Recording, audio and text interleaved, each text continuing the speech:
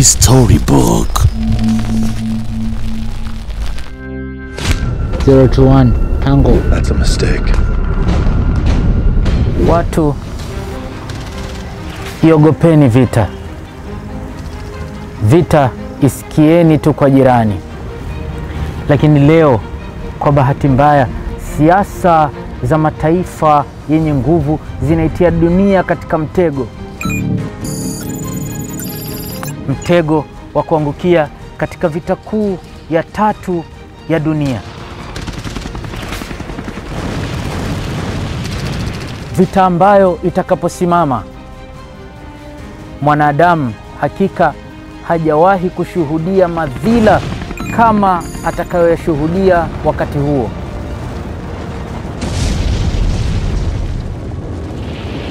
Ni mataifa gani yatakayokuwa vinara na wababe wa vita katika vita kuu ya 3 ya dunia? Vita hii itakapokwisha, hatima ya mwanadamu na dunia kwa ujumla itakuwaje? The Storybook.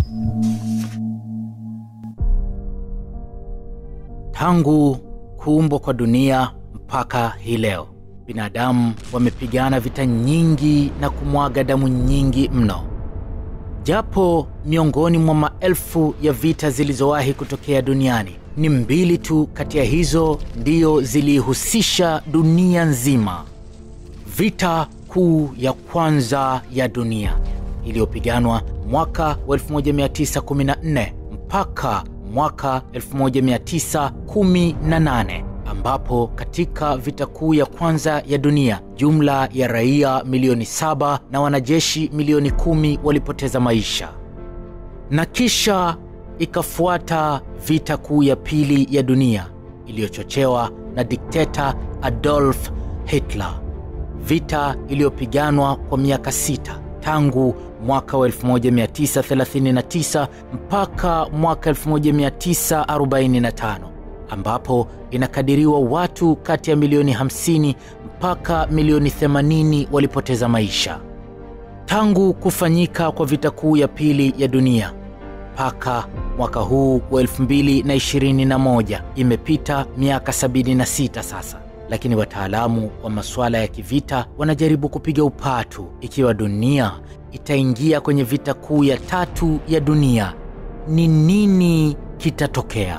Ramli hii inathibitisha kuwa iwapo itatokea vita kuu ya 3 ya dunia, basi itakuwa ni vita mbaya zaidi kwa mwanadamu kuwahi kuishuhudia. Ubashiri huu unazingatia maendeleo makubwa ya sayansi na teknolojia aliyoyafanya mwanadamu, ikihusisha kuwako na silaha hatari zaidi za kivita na pia umahiri mkubwa zaidi wa mbinu za kivita alionao mwanadamu hivi sasa. Miaka ya 1960 ilikuwa manusura kidogo tu kutokea kwa vita kuu ya 3 ya dunia. Kipindi hicho kulikuwa na vuguvugu kubwa la vita baridi kati ya Mrusi na Marekani.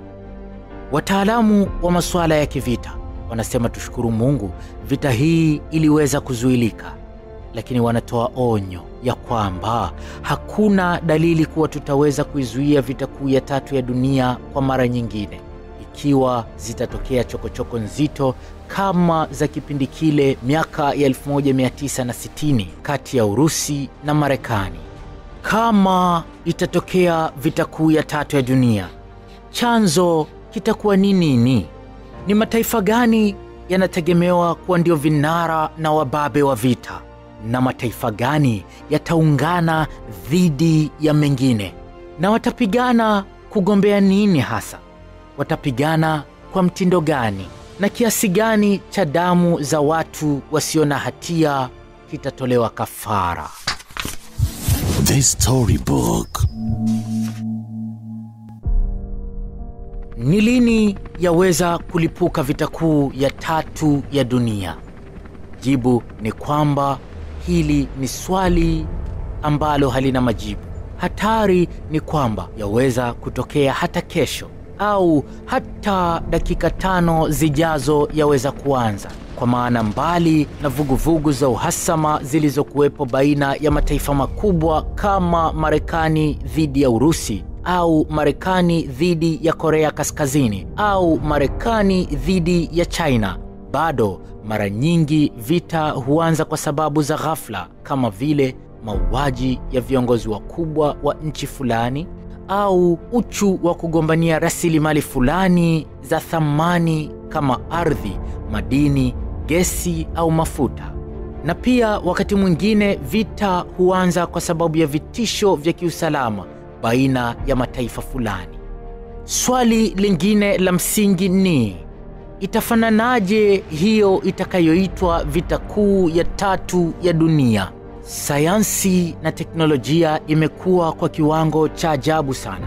Wataalamu wa masuala ya kivita wanabashiri kuwa itakapotokea vita kuu ya 3 ya dunia, basi tutashuhudia askari jeshi wa ardhini wa mataifa yenye nguvu wakitembea huku wamevaa mavazi ya chuma na kufanania kabisa na maroboti mnayoyaona kwenye filamu za sasa. Mavazi haya kwa jina lisilo la kitaalamu yanaitwa exoskeleton. Mavazi haya ya chuma yamebuniwa kwa ustadi mkubwa kiasi hayatakuwa mzigo kwa wanajeshi, bali yatakuwa msaada wa kuwaimarisha zaidi.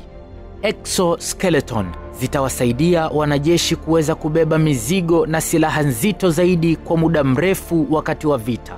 Na pia tukumbuke, mavazi haya ya chuma yatakuwa ni ngao imara kwao dhidi ya majeshi ya nchi maskini watakaotumia silaha za kawaida.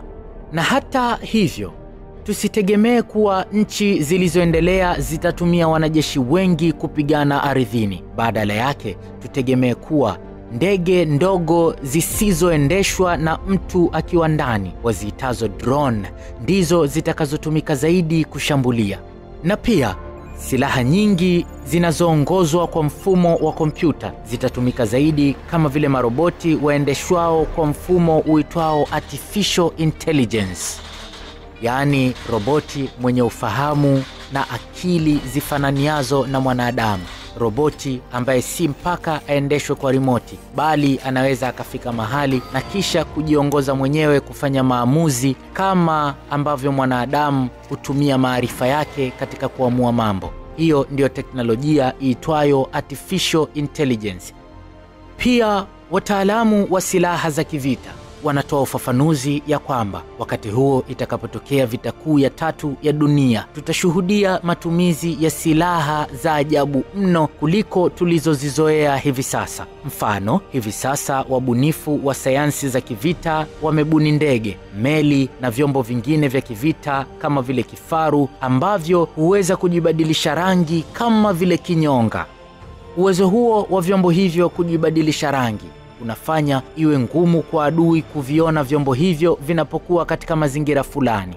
Mfano, kama chombo hiko kiko katika msitu, basi kitajibadilisha rangi na kuendana na rangi ya msitu huo. Na kama chombo hicho kitapaa angani, mfano helikopta itakayoruka hewani usiku, basi itajibadilisha rangi na kuvaa rangi ya giza la eneo hilo kiasi haitaonekana kabisa.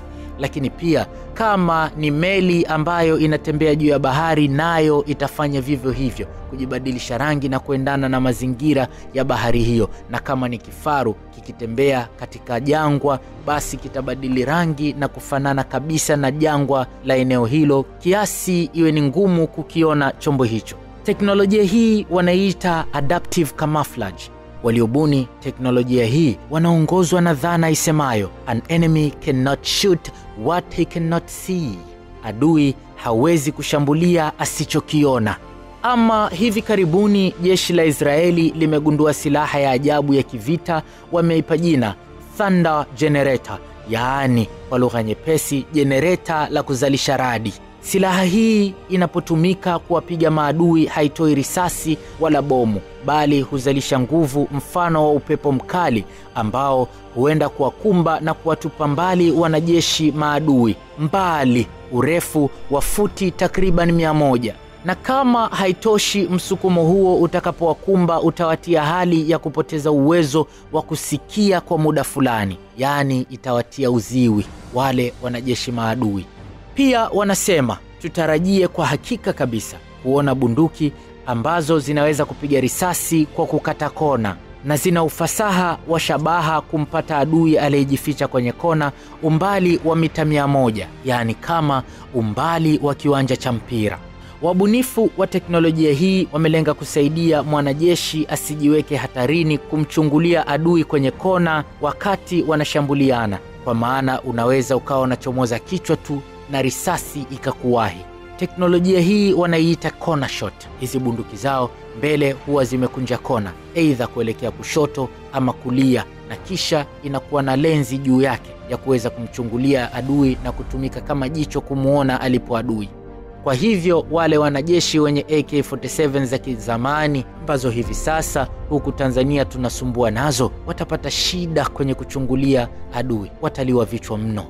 Ziko silaha za aina nyingi, nikisema nizitaje hapa kwa sasa wala sitamaliza. Iko bunduki moja ambayo yenyewe ikimpiga adui uwezo wake ni kumpofua macho tu. Hii imedhamiria kwa wale maadui ambao ni potential, tusiotaka kuwashambulia kwa kuwaua. Badala yake akitandikwa na bunduki hii itampofua macho na kumfanya adhoofike. Lakini inapozungumzwa vita kuu ya 3 ya dunia, huku kote yawezekana tunajisumbua. Wataalamu wa masuala ya kivita wanasema kwa jinsi ilivyo sasa, kama dunia itaingia kwenye vita kuu ya 3 ya dunia, basi itakuwa ni vita itakayotumia silaha za nyuklia. The Storybook. Ni kwa nini mpaka hii leo bado haijatokea vita kuu ya 3 ya dunia? Swali muhimu sana. Mambo ya silaha za nyuklia yameanza kuzungumzwa mamia kwa mamia ya miaka iliyopita, lakini mpaka hii leo ni kwa nini ni mara moja tu ndio kule Japan, Hiroshima na Nagasaki palitandikwa mabomu ya nyuklia wakati ule wa vita kuu ya 2 ya dunia? Marekani alifanya unyama huo, na tangu kipindi hiko mpaka hii leo mabomu ama silaha za nyuklia hazijawahi kutumika tena. Ni kwa nini mpaka hivi sasa maraisi ama viongozi wa nchi mbalimbali hupigana mikwara sana juu ya silaha za nyuklia, lakini hawana jeuri ya kuianza vita hiyo? Ni nani kati yenu mwenye jibu la swali hili? Jibu ni kwamba wakati wa vita kuu ya 2 ya dunia, Marekani ilipiga bomu la nyuklia katika nchi ya Japan, bomu lililoua zaidi ya watu 100,000. Kwa lugha rahisi, ni kama nikwambie bomu hili likipigwa wilaya ya Temeke au wilaya ya Kinondoni, basi litaua wakazi wote wa wilaya hiyo. Miji iliyopigwa mabomu haya, Hiroshima na Nagasaki, imechukua miongo kadhaa, yaani makumi kwa makumi ya miaka kupona na kurudi katika walau hali ya kawaida. Lakini hapa ni kujuze tu ukweli dhahiri, yale mabomu ya nyuklia yaliyotumika kipindi kile wakati wa vita kuu ya 2 ya dunia yalikuwa ni cha mtoto sana kulinganisha na silaha za nyuklia za hivi sasa. Mabomu ya nyuklia yanayotengenezwa hivi sasa duniani, mengine yana uwezo mara 500 au hata mara 1000 ya bomu la nyuklia lililotumika wakati wa vita kuu ya 2 ya dunia. Sasa tazama mlipuko huu wa Hiroshima ama Nagasaki. Halafu pata picha bomu hilo lililopigwa hapo. Sasa hivi liko lingine ambalo lina uwezo mara 500 na lingine mara 1000 zaidi ya bomu hilo. Kwa hiyo mlipuko huo uliouona hapo waweza kuwa mkubwa zaidi mara 1000 zaidi ya huo uliotokea miaka hiyo. The Storybook. Wakati wa vita kuu ya 2 ya dunia, ndege za kijeshi zaidi ya mamia kwa mamia au mara nyingine hata ndege 1000 zilitumika kupiga makombora ili kuangamiza mji mmoja. Lakini ugunduzi wa bomu la nyuklia ulifanya itumike ndege moja tu na kutumia bomu moja tu. Lilipotupwa bomu hili pale Hiroshima, Japan, watu zaidi ya 100,000 walikufa. Over time, even more powerful bombs were built, hydrogen bombs. Sasa kwa kadri muda unavyokwenda, mabomu yenye nguvu zaidi yamebuniwa. Ndege hizi za kivita za miaka 1960 zilikuwa zikibeba mabomu 5 ya nyuklia ambayo yana uwezo mkubwa wa kusababisha madhara mara 500 ya yale mabomu yaliyotupwa Hiroshima.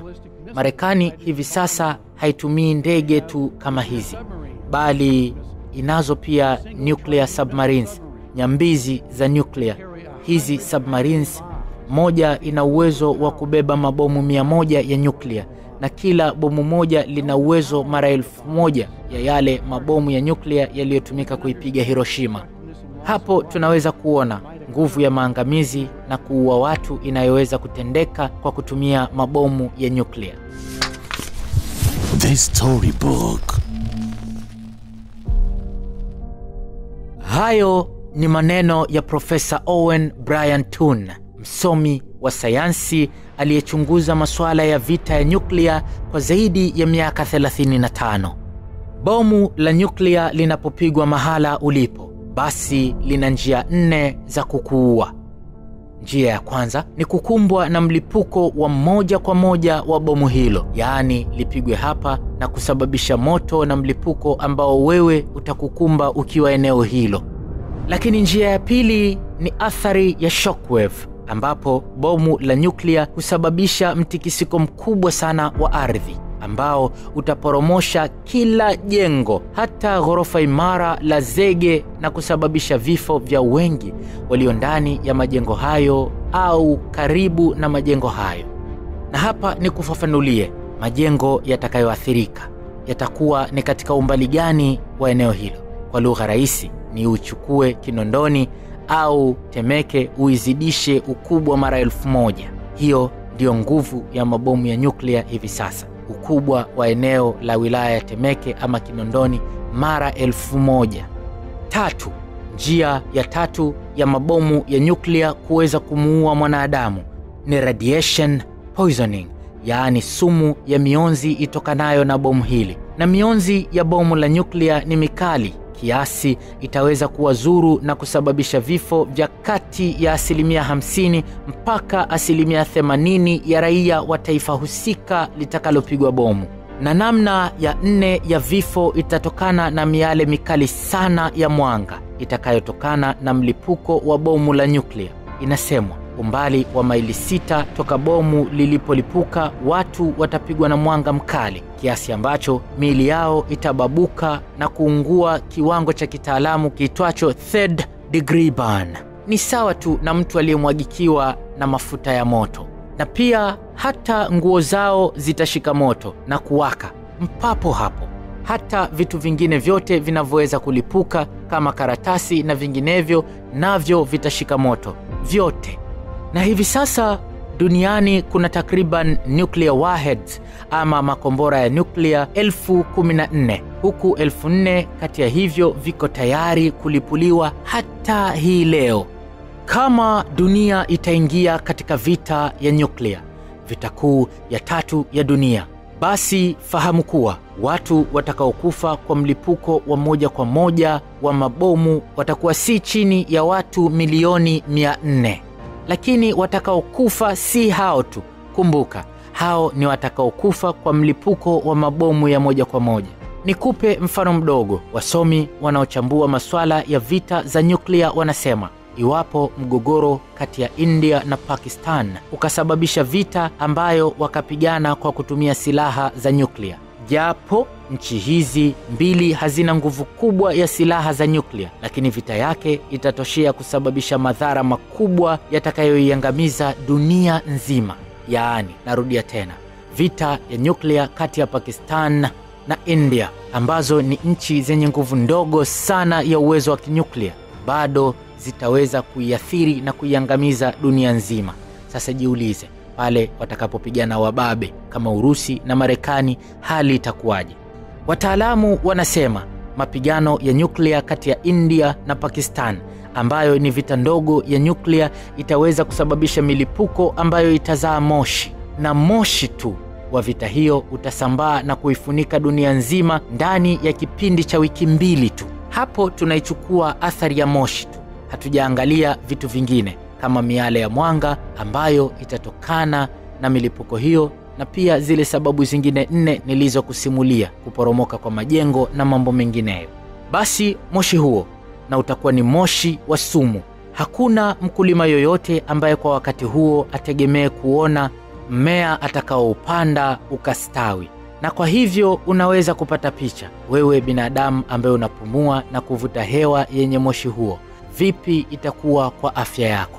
Kwa wakati huo inakadiriwa ndani ya muda mfupi wa takriban miezi miwili, 90% ya watu waliokuwepo duniani watafariki kwa njaa.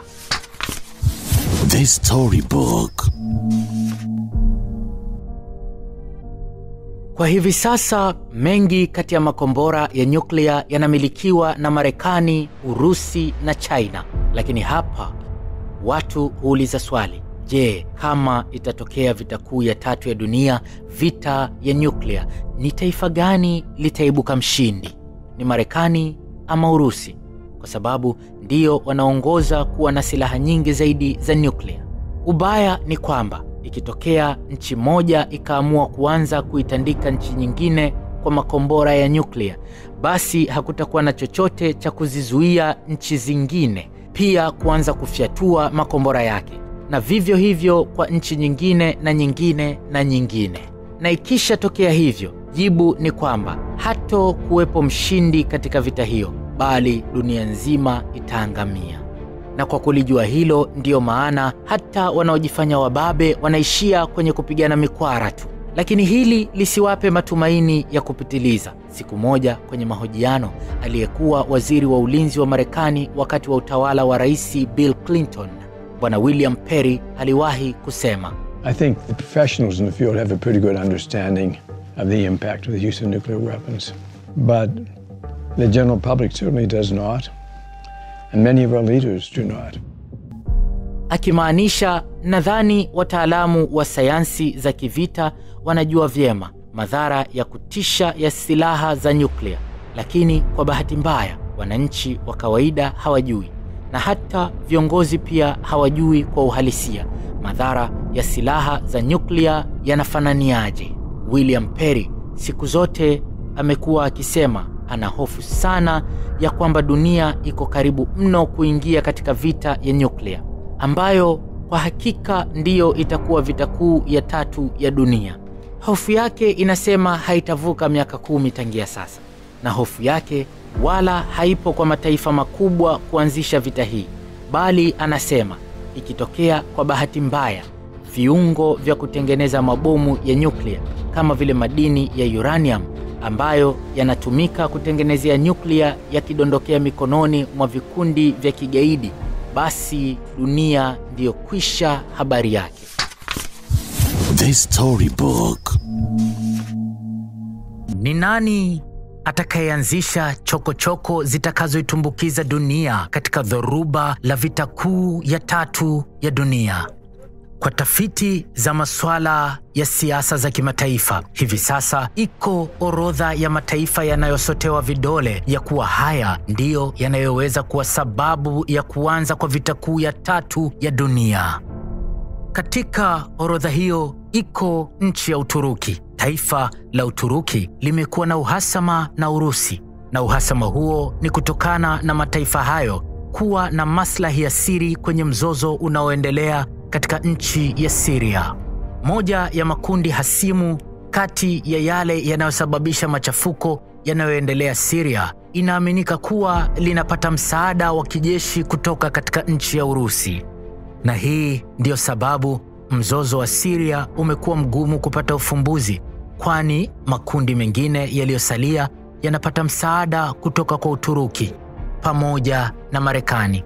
Na hivi karibuni uhasama wa Uturuki na Urusi umethibitika kwa tukio la Uturuki kuisaidia Ukraine katika mapigano yake dhidi ya Urusi katika mgogoro unaoendelea kwenye eneo la Crimea, ambalo ni sehemu ya Ukraine ambako Urusi inaaminika kuwa imechukua sehemu ya ardhi na kuitangaza kuwa sehemu ya milki yake. Mgogoro kati ya Urusi na Uturuki unaonyesha dalili yawezekana kuwa moja kati ya mgogoro utakaotuingiza katika vita kuu ya 3 ya dunia. lakini Urusi yenyewe pia inatajwa kuwa kama nchi ambayo inaweza kutuletea hili zilazila.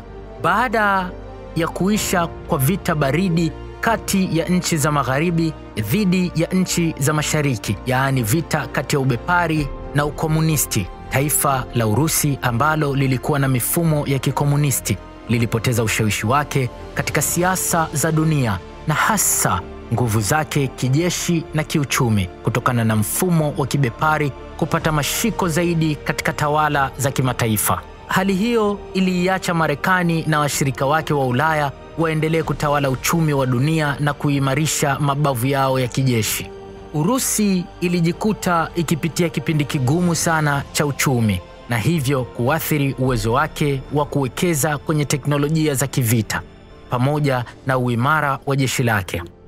Na hii ilikuwa ni baada ya kuanguka kwa utawala wa aliyekuwa kiongozi wa nchi ya Urusi, Mikhail Gorbachev.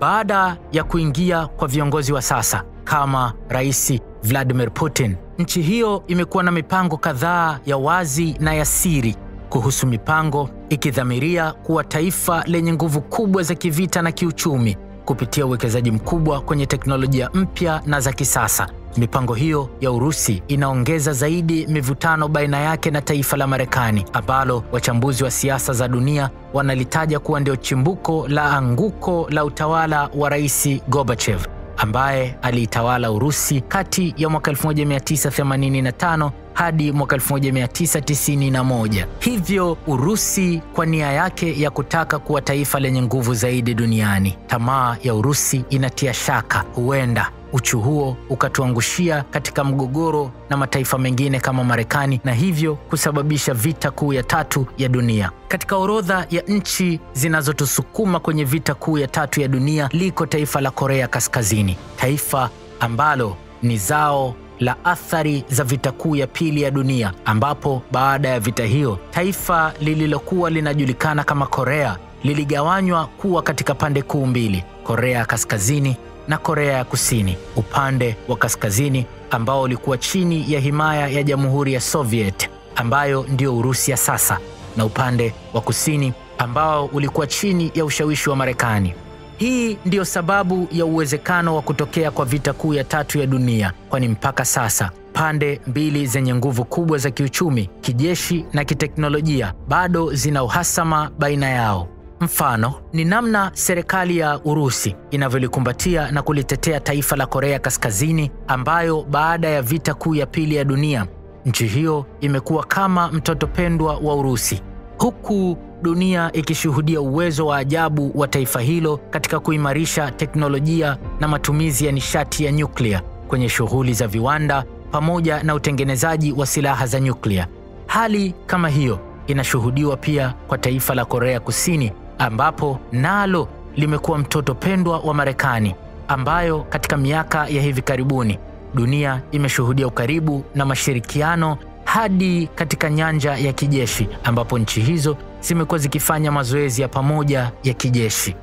Katika orodha hii pia liko taifa la Syria. Syria ni taifa lenye historia ya kipekee, taifa lililoundwa baada ya kuanguka kwa utawala wa Ottoman ambao milki yake ilichukua eneo zima la Uturuki.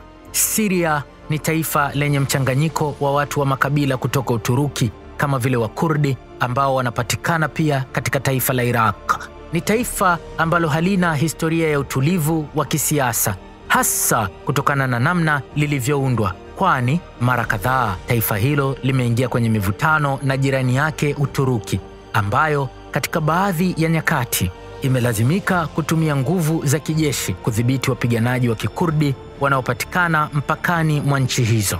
Syria ni eneo muhimu sana kwa wababe wa kivita duniani kutokana na kuwa nchi hiyo iko katika uwanda wa kati wa mpaka baina ya mataifa ya Kiarabu na yale ya Ulaya.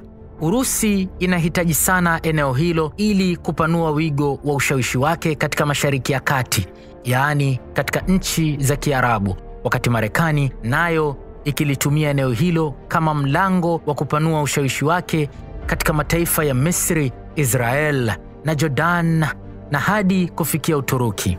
Hivyo basi, eneo hili limejikuta likiwa katika mapigano ya wenyewe kwa wenyewe kwa miongo kadhaa sasa, mapigano ambayo yamekuwa yakichochewa sana na ushawishi wa mataifa makubwa ikiwemo Urusi na Marekani. Mzozo huu wa Syria kugombewa na Urusi na Marekani muda wowote unaweza kutuingiza katika dhahma ya vita kuu ya 3 ya dunia.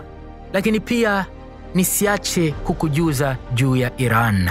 Iran ni mshirika mkubwa sana wa Urusi na uhusiano wao umedumu kwa miongo kadhaa sasa, tangu enzi za mwanzo wa vita baridi. Uhusiano huu wa Iran na Urusi umekuwa ukiitia hofu Marekani, ambayo inaliona taifa hilo kuwa ni tishio kubwa kwa maslahi yake yaliyopo eneo zima la Mashariki ya Kati. Marekani inachukulia ukaribu wa Iran na Urusi kuwa ni darasa ambalo taifa hilo imekuwa ikilipitia la jinsi ya kuvuruga maslahi yote ya Marekani katika ukanda wa nchi za Kiarabu. Baada ya kushuhudia mafanikio ya Urusi katika kuijenga iliyokuwa Jamhuri ya Kisoshalisti ya Sovieti, Iran nayo imekuwa katika ndoto hizo hizo za kujenga taifa imara lenye nguvu kubwa za kiuchumi, kiteknolojia na kijeshi kupitia urutubishaji wa nishati ya nyuklia. Ni kwa dhana hii dunia inaamini kuwa kuendelea kwa uhasama kati ya Iran na Marekani, hasa kwenye mpango wa taifa hilo wa urutubishaji wa madini ya uranium kwa ajili ya kuzalisha nguvu za nyuklia, kunaweza kuwa chanzo cha vita kuu nyingine ya dunia.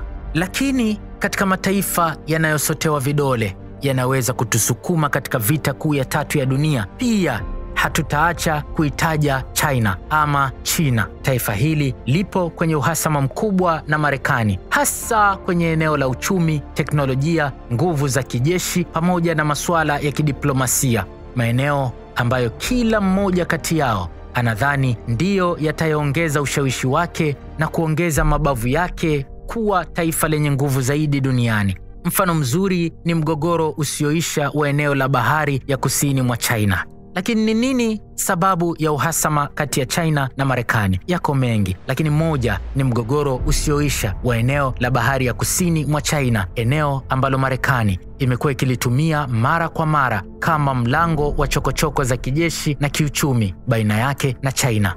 Kiuchumi, Marekani imekuwa ikilitumia eneo hilo kufanya mazoezi ya kijeshi kati yake na Korea Kusini, hatua ambayo imekuwa ikiwatia hofu wasafirishaji wa bidhaa kwa njia ya bahari ambao wamekuwa wakiliona eneo la bahari ya kusini mwa China kuwa sio salama, pamoja na hofu ya uwezekano wa kutokea vita na hivyo kuathiri shughuli za uzalishaji wa viwanda kwa China. Lakini pia kidiplomasia, Marekani imekuwa ikiunga mkono mzozo kuhusu visiwa vya bahari ya kusini mwa China, ambavyo visiwa hivyo China imekuwa ikivigombania na mataifa mengine kadhaa, ambapo mataifa kadhaa yanadai kuwa wamiliki halali wa visiwa hivyo vinavyokadiriwa kufikia 250. Katika mzozo huo unahusisha nchi za Taiwan, Vietnam, Brunei, Malaysia, Indonesia, Japan na Ufilipino, na mara zote Marekani imekuwa upande wa nchi hizo unaopingana na China. Ikumbukwe kuwa eneo hili ni muhimu sana kwa uchumi wa dunia, kwani linatumika kusafirishia 1/3 ya biashara zote za dunia zinazofanywa kwa njia ya bahari. Katika orodha hii liko pia taifa la Israel. Taifa hili dogo lakini lenye nguvu kubwa za kijeshi, kiuchumi na kiteknolojia linaaminika kuwa ndio fimbo kuu inayotumiwa na Marekani dhidi ya mahasimu wake wa nchi za Kiarabu. Mara kadhaa Israel imekuwa ikifanya mashambulizi ya kushtukiza na au ya kijasusi kwa mataifa ya jirani ya Kiarabu, na ambayo kwa wakati huo yanakuwa kwenye mgogoro na Marekani. Iran, Iraq, Syria na Lebanon ni baadhi tu ya mataifa ya Kiarabu kutoka eneo la Mashariki ya Kati ambayo katika nyakati tofauti yamejikuta yakiingia kwenye mgogoro wa kidiplomasia na Israel mara baada ya kufanyiwa mashambulizi ya kijasusi kutoka kwa taifa hilo ambalo ni kama mtoto pendwa wa Marekani. Nchi ya mwisho katika orodha ya nchi zile zinazotajwa huenda zikatusukuma katika vita kuu ya 3 ya dunia ni nchi ya Pakistan. Taifa hili linatajwa kuwa la 5 duniani kwa kuwa na idadi kubwa ya watu na la pili kwa kuwa na idadi kubwa ya waumini wa dini ya Kiislamu. Ni moja ya mataifa ya kimkakati kwa Marekani. Kumbukumbu zinaonyesha kuwa kabla ya kifo cha mwanzilishi wa kundi la Al-Qaeda, Osama bin Laden, nchi hii ilikuwa ya kwanza duniani kwa kupata msaada mkubwa wa kijeshi kutoka Marekani. Kumekuwa na dhana kwamba Marekani ina ajenda isiyo wazi kati yake na Pakistan, ambapo wachambuzi wa siasa za eneo hilo wanaiona Pakistan kuwa kama mshirika mkuu wa Marekani, licha ya uhusiano wa mataifa hayo miaka ya hivi karibuni kutokuwa wa karibu mno kama ilivyokuwa wakati wa Rais Pervez Musharraf. Kijiografia, Pakistan imekaa kimkakati sana kwa maslahi ya kijeshi ya Marekani, kwani kwa upande wa mashariki imepakana na India, magharibi imepakana na Afghanistan, imepakana na China kwa upande wa kaskazini mashariki na Iran kwa upande wa kusini magharibi. Na haya mataifa yote yaliyopakana na Pakistan, mengi kati yake yana uhasama na Marekani. Kwa hivyo Marekani akipatana na Pakistan anaweza akaitumia vyema kwenye kuwatandika hawa maadui zake. Mgogoro wa mpaka kati ya Pakistan na jirani yake mkubwa India una maana kubwa katika moja ya sababu zinazoweza kuchangia kutokea kwa vita kuu ya tatu ya dunia, kwani mataifa yote yaliyopakana na Pakistan yamekaa kimkakati kwa mataifa matatu yenye nguvu kubwa ya kiuchumi, kijeshi na kiteknolojia, yaani Urusi, Marekani na China.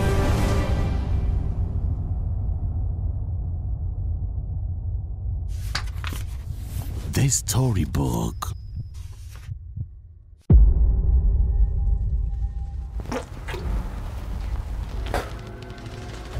Nimeona vya kutosha ambavyo hakustahili kuvishuhudia mwanadamu, lakini kwa ubaya ni kwamba vyote ambavyo vinamwangamiza mwanadamu ni matendo na mshahara wa uovu wake yeye mwenyewe.